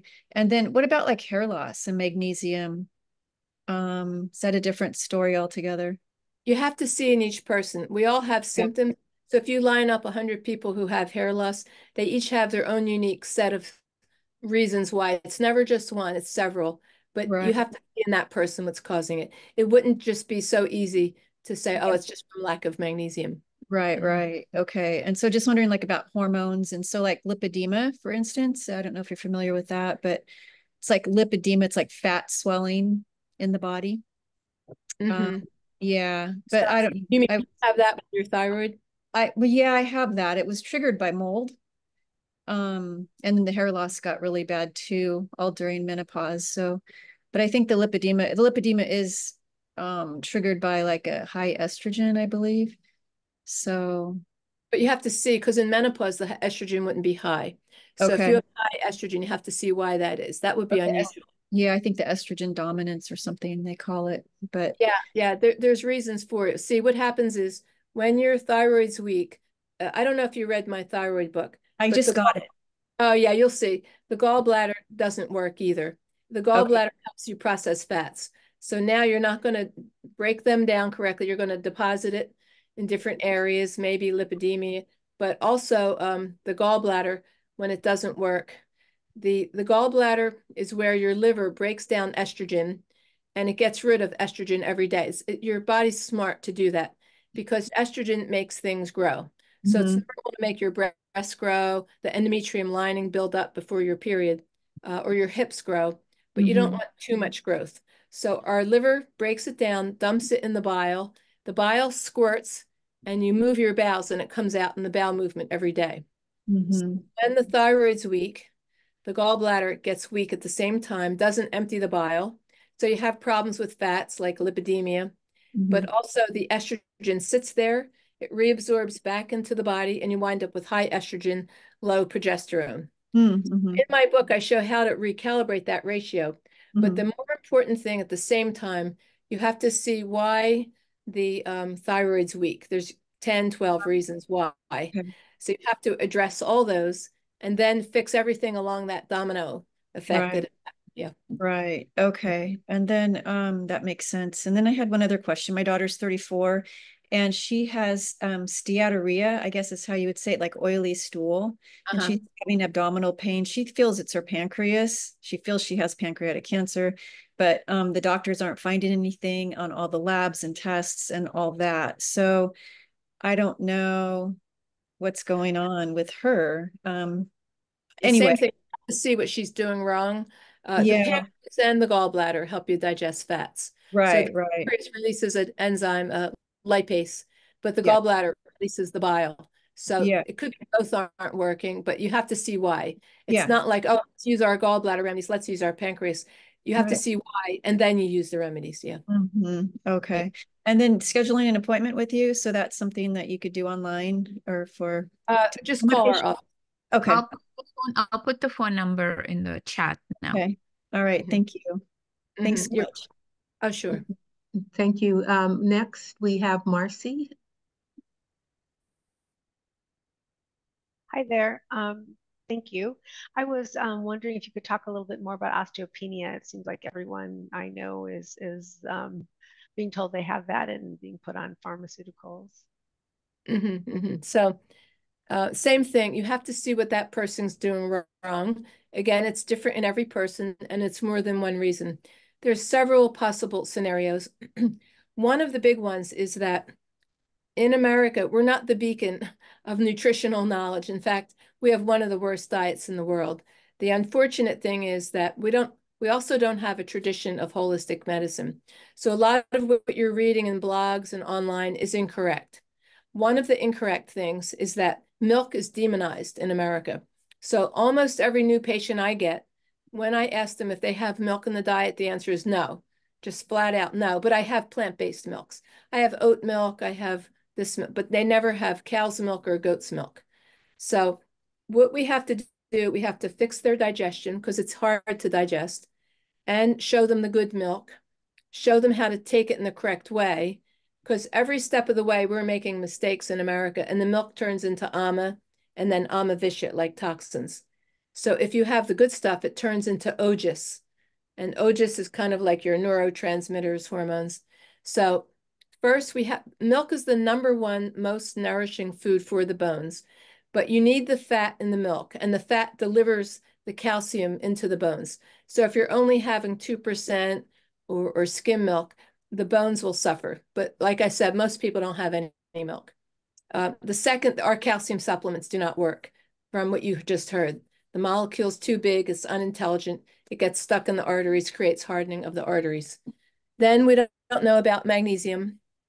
Then, there's so many issues that would take a while to talk about, but one of them too is that if toxins get in your bone marrow, there's the stem cells for the immune system are born in the bone marrow, but so are the stem cells for the bones.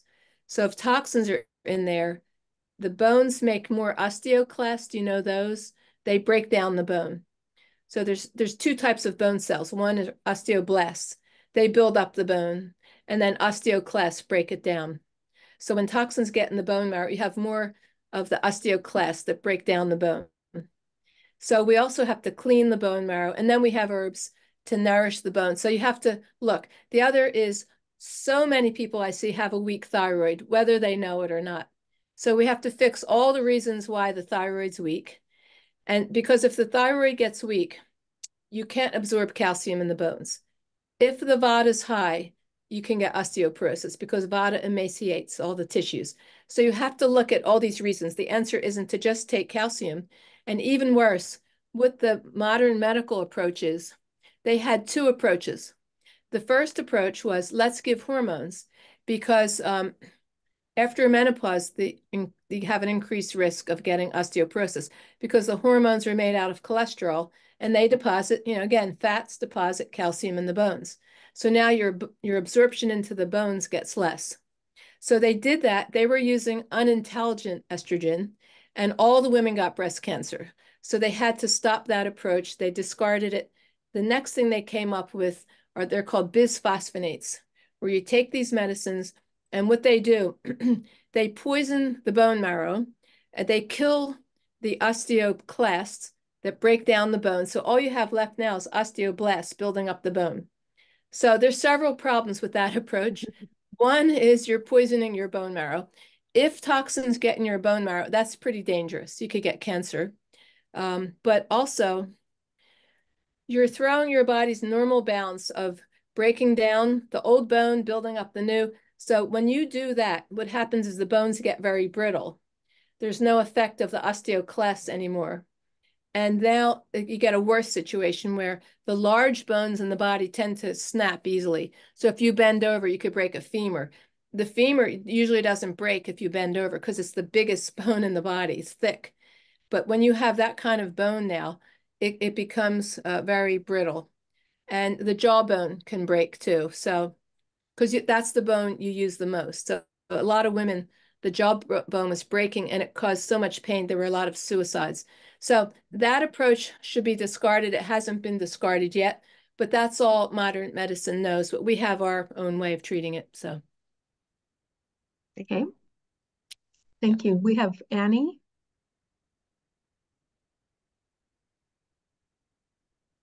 You're still on mute, Annie. Hi, so sorry. It took me a moment to unmute. I have several questions. I'm going to try with the most difficult one first. I had to do a whole bunch of dental work last year. It was required. I went to many, many specialists. And so I took, and they were all telling me the same thing, Western specialists. And so I had a lot of dental anesthetic injected into my jaw in 2023. I came down with some very strange symptoms, including a hearing problem and also tingling at my feet and toes. And I had never really had extreme vibrations in my body before, so it was very terrifying. At this point, I've reduced some, but I still have that effect. Did you say that using magnesium directly on my feet would potentially help with that in some way? Did I hear you say that? And would the dental vaccines potentially, dental anesthetic potentially have some of the same toxicities as, say, a childhood vaccine? I don't think they have heavy metals like the childhood vaccines because they're not really vaccines. They were giving you what, like medicine? Yeah, there's a rumor that some of them might have been tainted with heavy metals, though. But yeah, I don't know what they were giving you. So you have to delve deeper to see. But then whatever chemicals, some chemicals can burn the myelin sheath, that's the covering to the nerve, and then you could get tingling.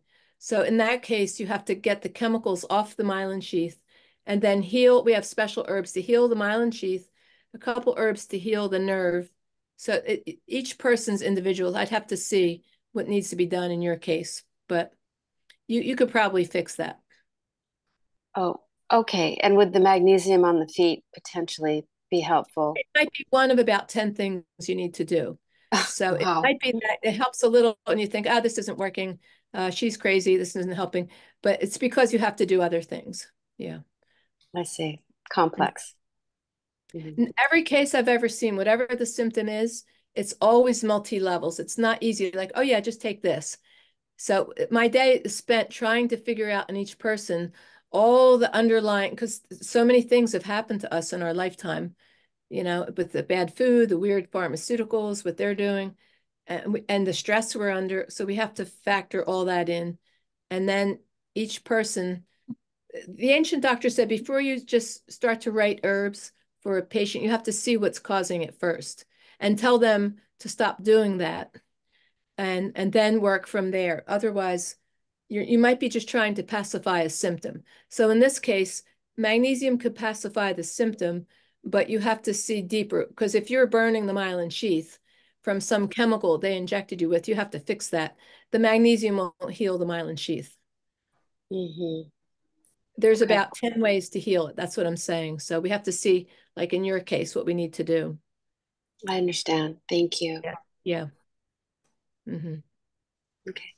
Okay. Thank you. Yeah. So next we have Swati.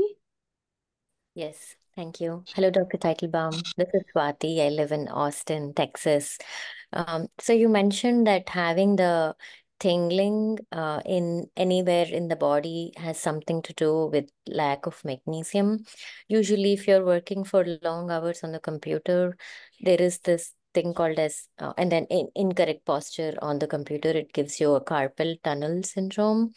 So does magnesium help with reducing the EMF and the EMR radiations, or does it help anything with the carbon? It helps more like tingling. In a case like that, again, you have to see what you're doing wrong. So if your wrists are constantly bent back all day on the computer, that could give you a carpal tunnel. That's totally different, where you're impinging a nerve as it comes into the fingers, these 3.5 fingers.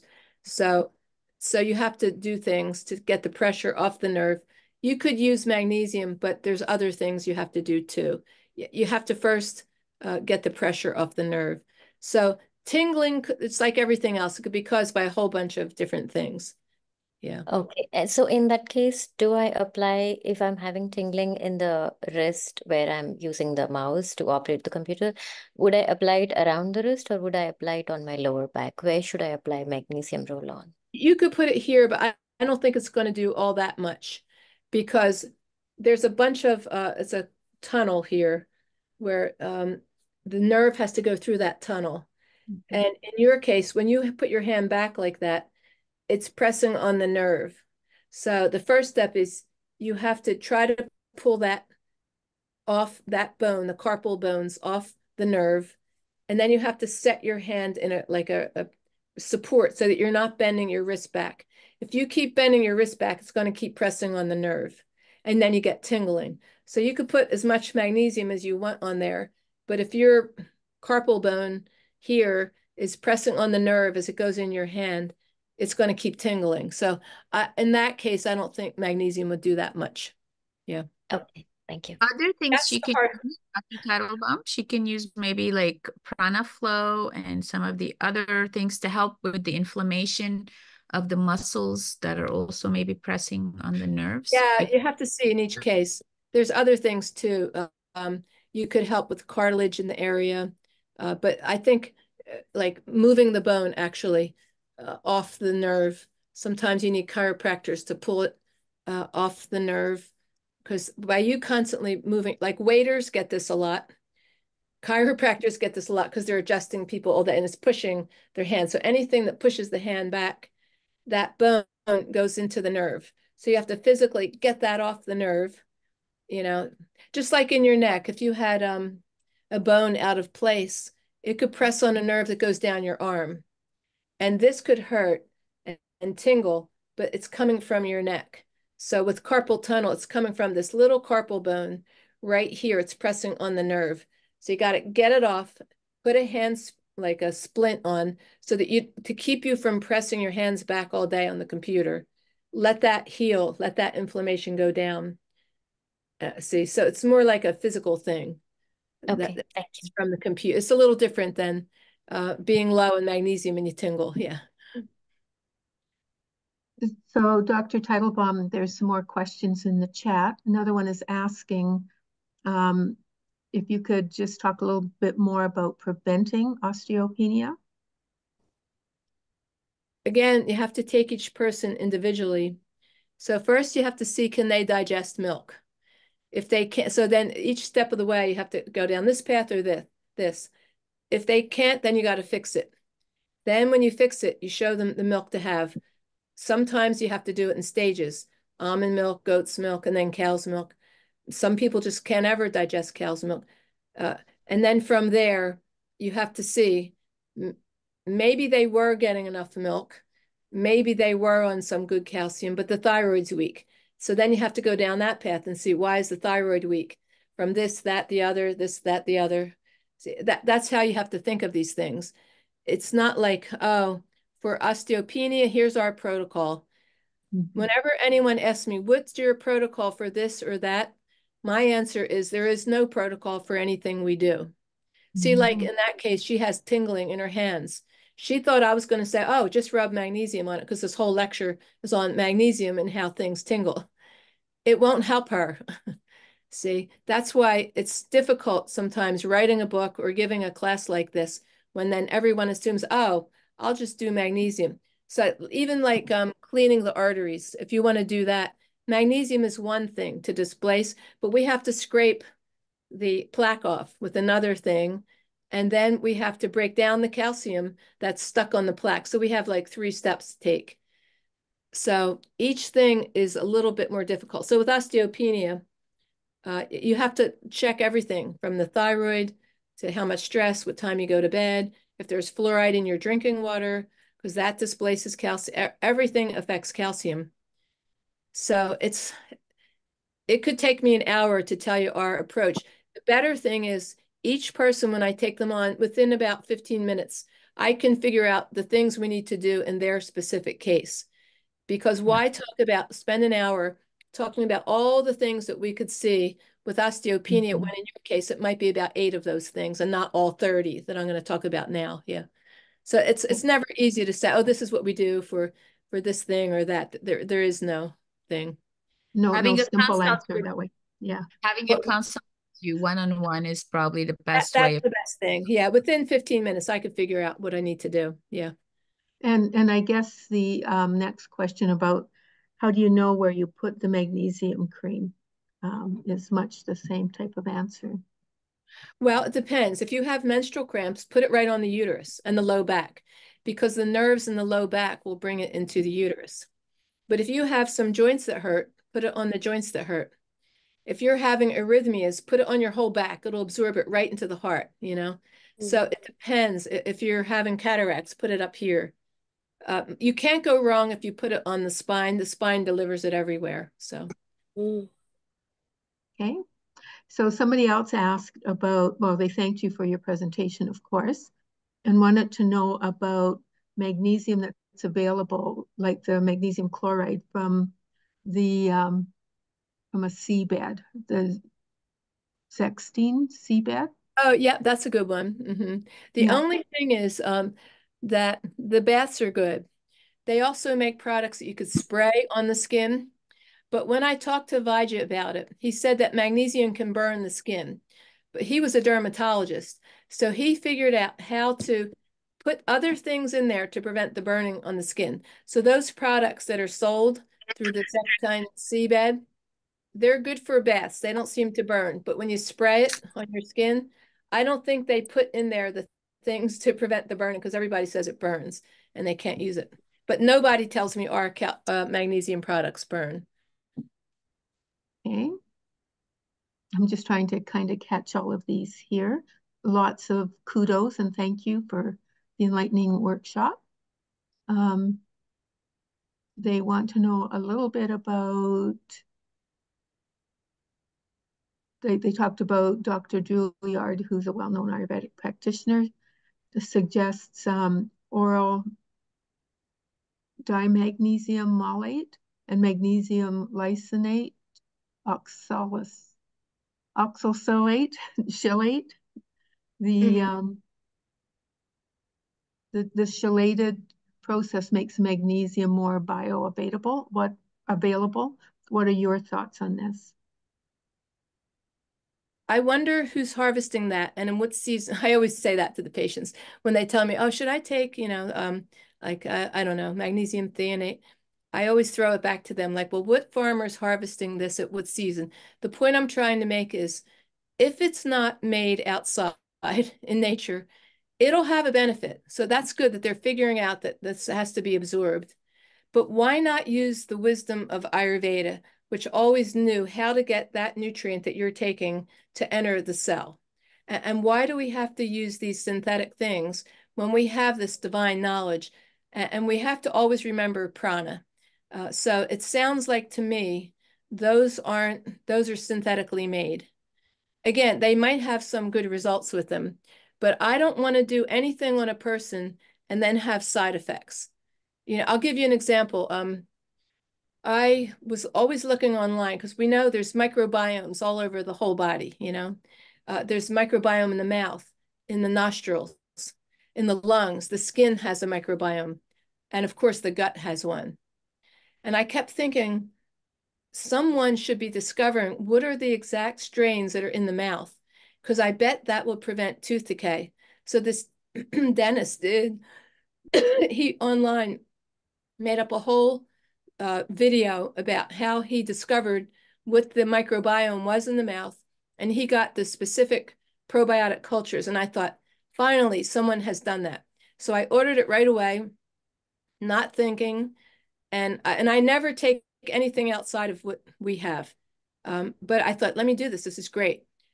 I took it, and the first month, I noticed I was losing my appetite to the point where I was very nauseous, and I could no longer eat. The other thing that happened was every bone in my body was aching so bad.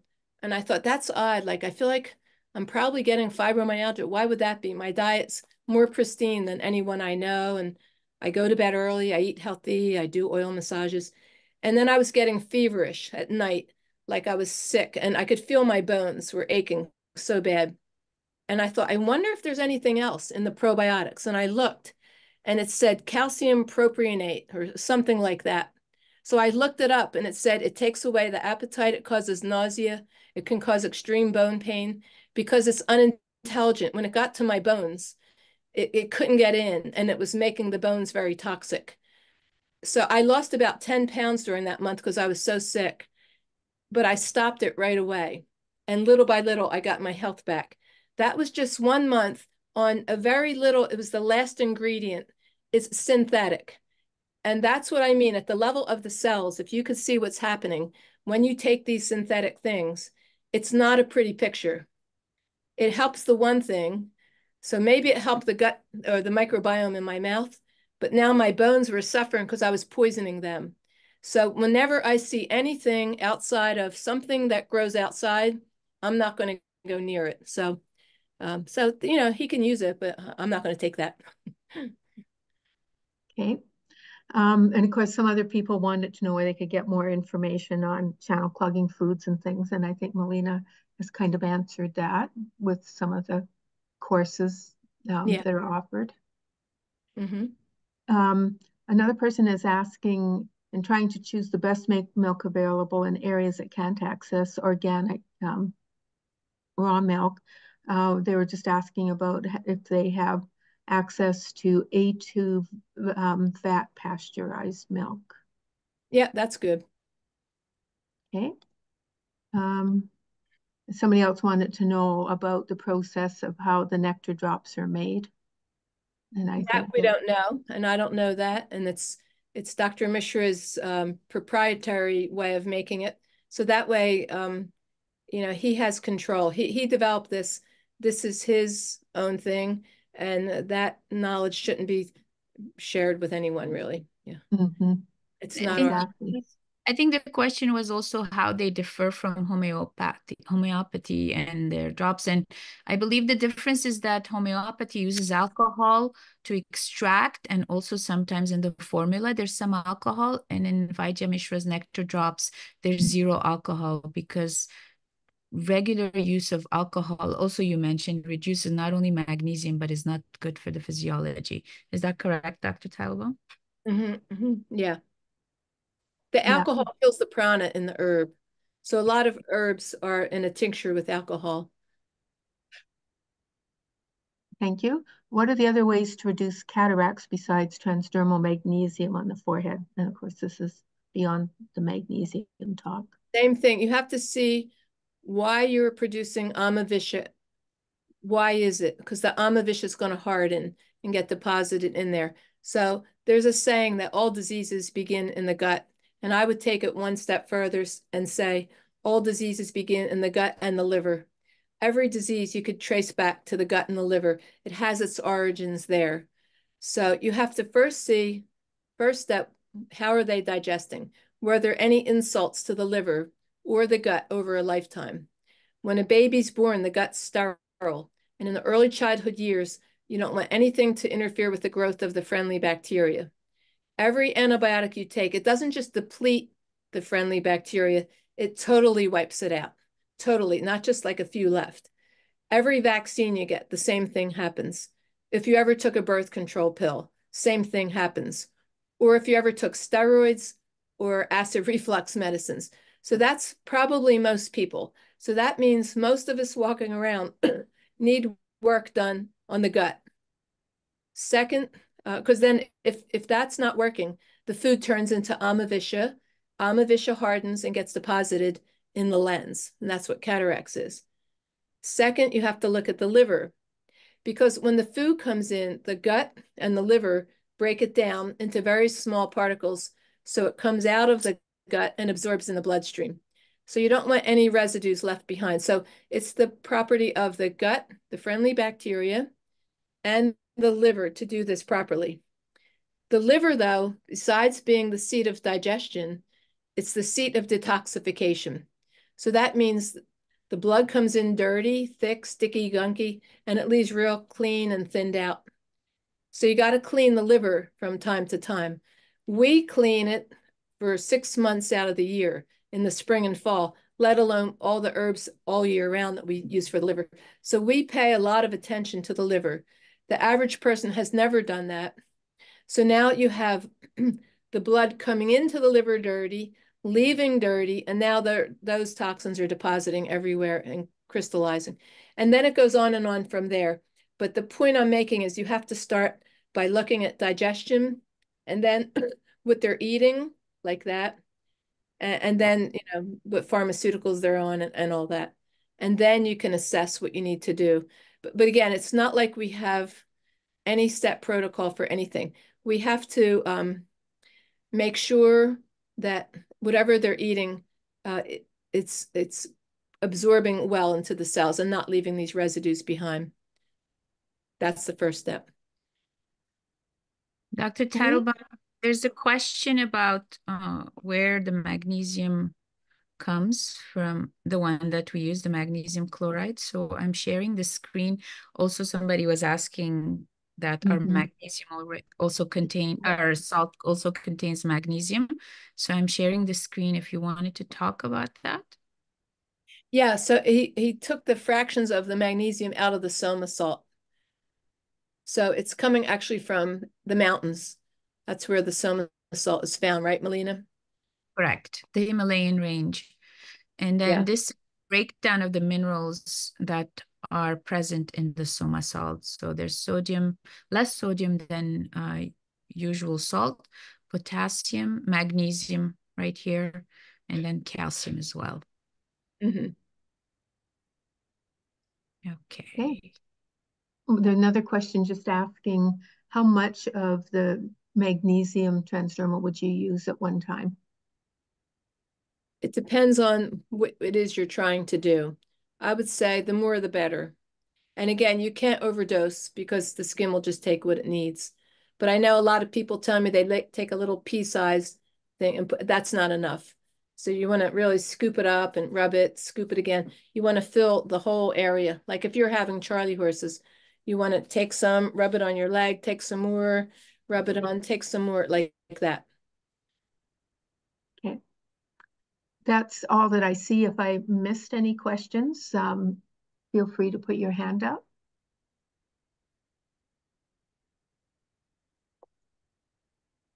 Just again, many thanks from different participants. And we have Santa with her hand up right now.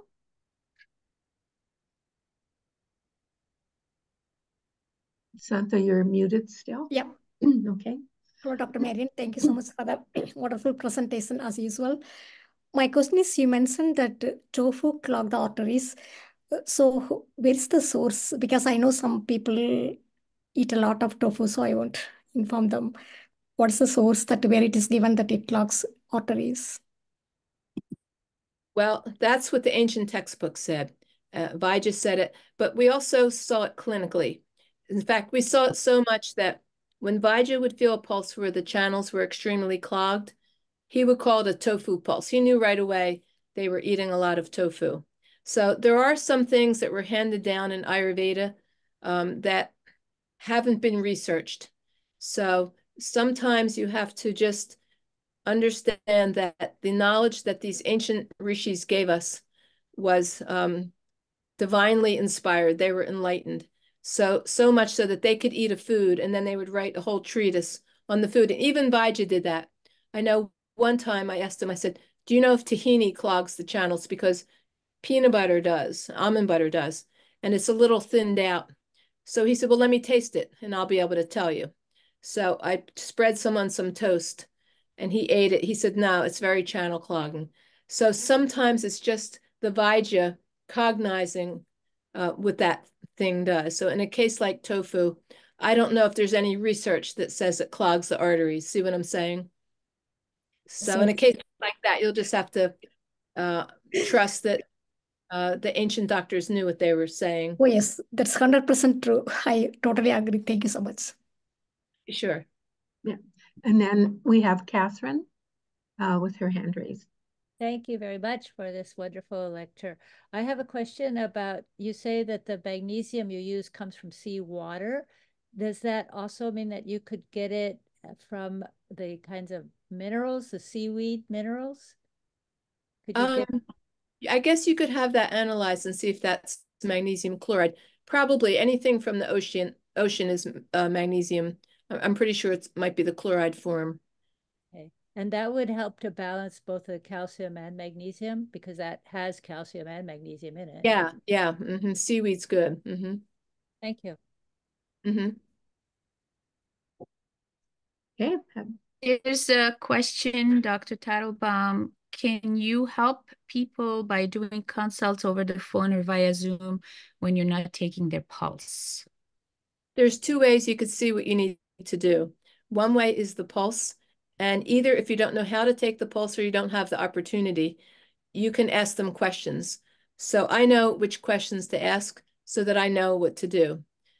See what I'm saying?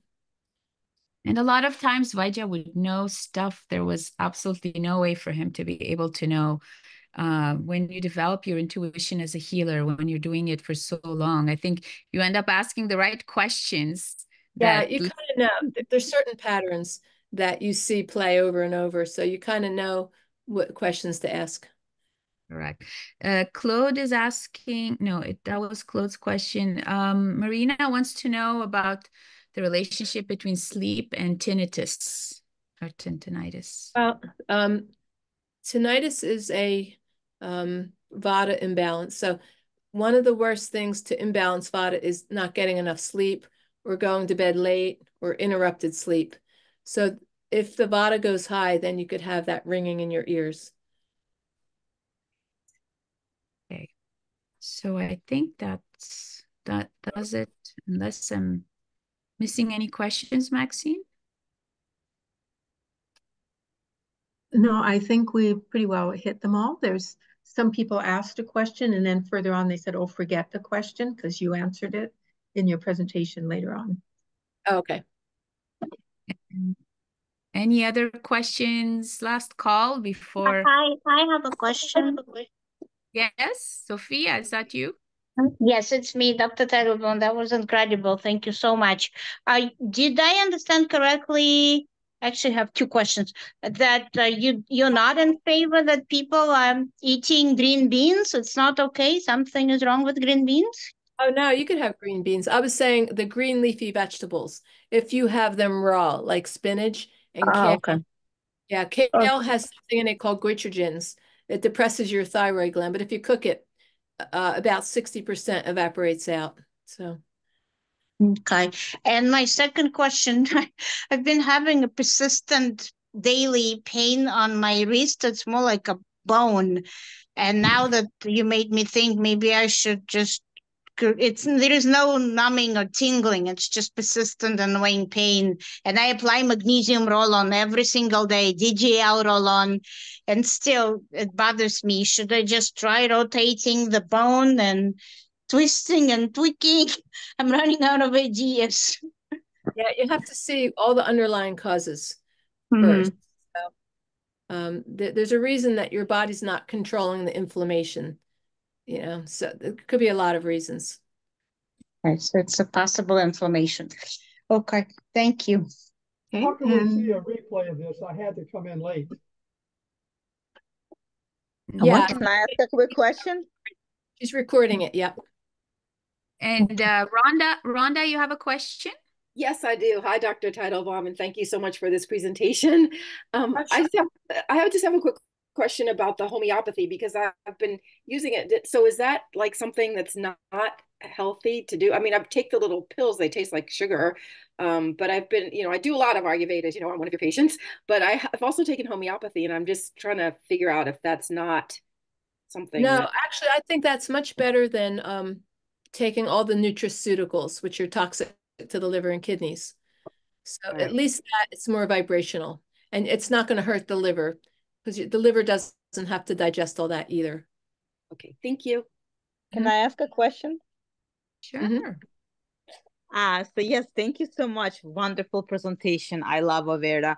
And I heard great things about you. And I had a question because I've been suffering for like 9 months with tinnitus and sleep issues. And I was wondering what I can do with magnesium or if there's any suggestion that you can give me. You could use it, but again, before you go to use any therapy, you have to see what's causing it first. And usually there's several reasons. It's never just one. And they're different in each person. So it wouldn't be like you would say, this is our protocol for tinnitus, because there is no protocol. We have to see in that case what's causing it, because the underlying causes could be all over the place. Thank you. And the sleep has something to do with it, like you said, too. It could, it might not, because a lot of people have insomnia and they don't get tinnitus. So there has to be other things too. Thank you so much. You're welcome.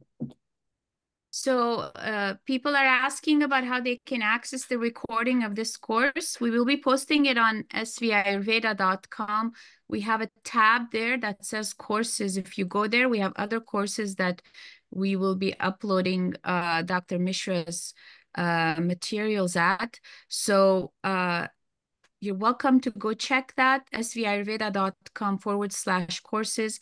But we will also add you manually for all of you who responded and signed up for the session today. We will add you manually into the course because there's other materials that you can also study. There's another talk by Dr. Teitelbaum on magnesium and articles by Dr. Mishra as well. And we will send you an email. Just give us 48 to 72 hours so we get the administrative part of things done, and we edit the video a little bit before posting it, but you will have access to the recording and to the course forever. And you can then also share it with your friends and family, whoever needs to hear it. So Dr. Teitelbaum, thank you so much. This was an amazing way of celebrating Dr. Mishra, the amazing knowledge and all your stories, the anecdotes only make it even, more sweet and lovely. Thank you so much, Maxine, for helping out today on the session. we had more than 200 people signed up, but not everybody could make it live. So I think many will probably just go and watch the recording. And we promise you, and Dr. Teitelbaum has confirmed this, that we're going to be doing many more wonderful sessions like this on very important topics that, you know, we all encounter and need answers to. But again, for specific conditions and situations, always best to call Dr. Teitelbaum and make an appointment for a one-on-one with her. That's where you'll get all the answers. And I put the number in the chat. If you need it, please call our Prana Center at 818-709-1005, and we'll be able to help you, connect you with Dr. Teitelbaum. Dr. Teitelbaum, again, thank you so very much. And you're welcome, Lena. It was lots of fun. Thank you, Maxime.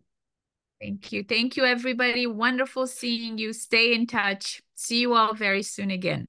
Namaste. Take care.